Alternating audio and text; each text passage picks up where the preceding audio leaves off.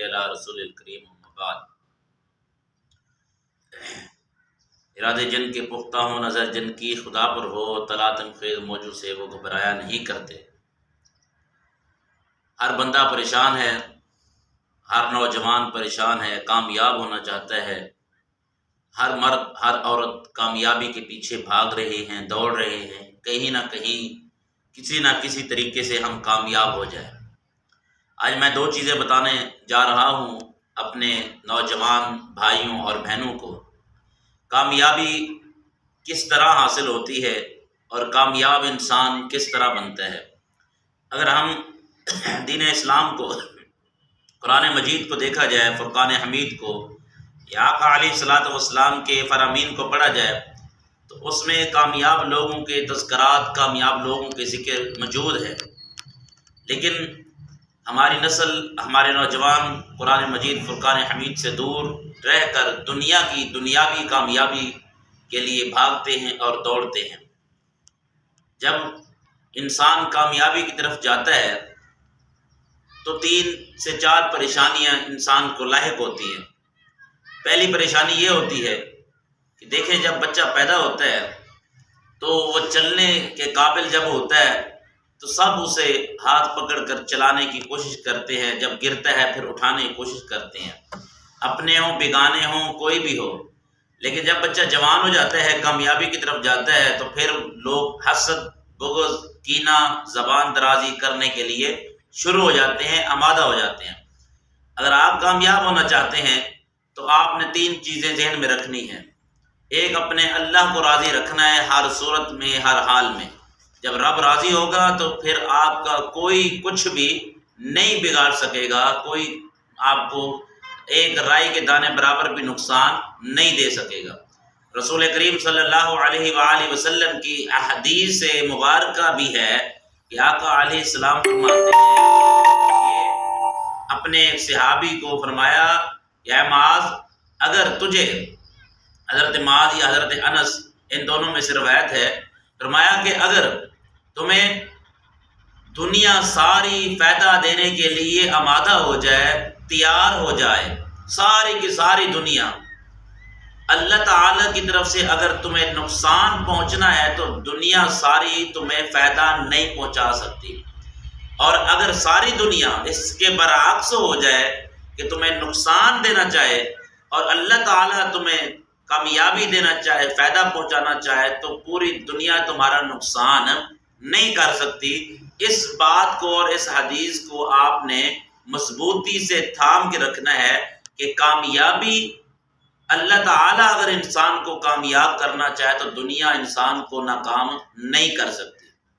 دوسری بات، ہمارے نوجوان جب نکلتے ہیں اپنی کامیابی کی طرف، پہلے تو وہ راستہ جو دیکھتے ہیں اپنی طرف سے سوچتے ہیں، وہ راستہ شاید ان کے لیے اچھا ہے برا ہے، وہ اس کی تحقیق، تصدیق، اس کے لیے وہ سوچتے، فیصلہ سوچ سمجھ کر نہیں کرتے، راستے پر چل پڑتے ہیں۔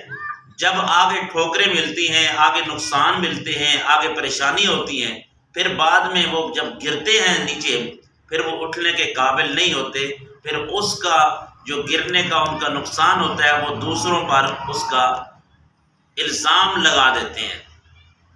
سب سے پہلے یہ ہے کہ اللہ کو راضی رکھنا ہے اور اللہ پر پختہ یقین رکھنا ہے۔ دوسرا یہ کہ آپ جب بھی جس میدان میں بھی نکلیں، آپ اس میدان کو پہلے سمجھیں، سوچیں، پڑھیں، پھر اس میدان کی طرف آپ بڑھیں۔ اگر آپ کے لیے اچھا ہے، آپ کے لیے بہتر ہے، آپ کو لگتا ہے کہ یہ اچھا راستہ ہے تو آپ اس پر چل پڑیں۔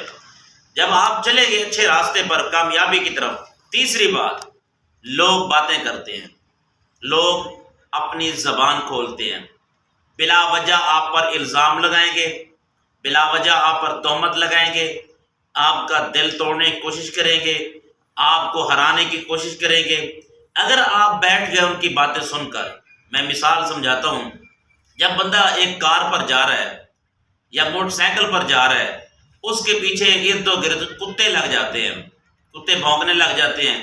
اب وہ بندہ موٹر سائیکل یا کار کو روک دیتا ہے، وہاں روک کر ان کتوں کو جواب دینے کی کوشش کرتا ہے، تو مجھے بتائیں وہ نقصان اٹھائے گا۔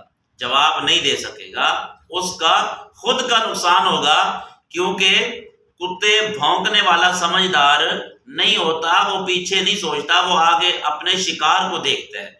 مثال یہی ہے میرے بھائیوں، جب آپ ہر بندے کو جواب دینے کی کوشش کریں گے، ہر بندے کو صفائی دینے کی کوشش کریں گے، ہر بندے کو اپنا طریقہ، اپنا رہنے سہنے کا طریقہ سمجھانے کی کوشش کریں گے، اپنا کامیابی کا راز بتانے کی کوشش کریں گے، آپ ناکام ہو جائیں گے۔ کس کو سمجھائیں گے؟ بھائیوں کو، بہنوں کو، رشتہ داروں کو، یاروں کو، دوستوں کو، دشمنوں کو، اپنوں کو، اغیاروں کو، کس کو سمجھائیں گے؟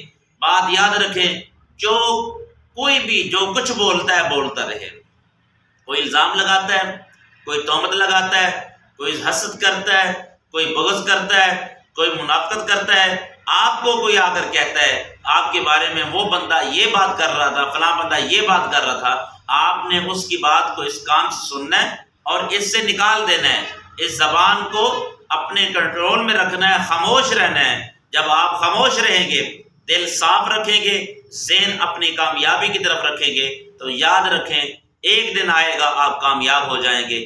یہ کامیابی کا راستہ، اور بھی کافی احادیثیں، آیات مبارکہ ہیں کامیابی کی طرف جو بلاتی ہیں انسان کو، لیکن وہ اگر ہم شروع ہو جائیں تو وہ ہمارا چیپٹر جو ہے، ہمارا جو موضوع ہے، چیپٹر جو ہے، یہ بہت وسیع ہو جائے گا۔ تو چند باتیں تھیں جو اپنے بھائیوں اور اپنی بہنوں کی اصلاح کو میں مقصود سمجھتا تھا، وہ میں نے آپ سے کی ہیں کہ کامیاب ہونا چاہتے ہو تو نہ ادھر دیکھو، نہ ادھر دیکھو، نہ پیچھے دیکھو، آگے کی طرف دیکھو، آگے کی طرف بڑھو۔ دنیا میں بھی کامیابی ملے گی اور آخرت میں بھی کامیابی ملے گی۔ کامیابی دو چیزوں کا نام ہے۔ اگر دنیا میں کامیاب ہونا چاہتے ہو تو آخرت کی کامیابی ڈھونڈو، آخرت کی جب ڈھونڈو گے رب دنیا میں بھی کامیاب کر دے گا۔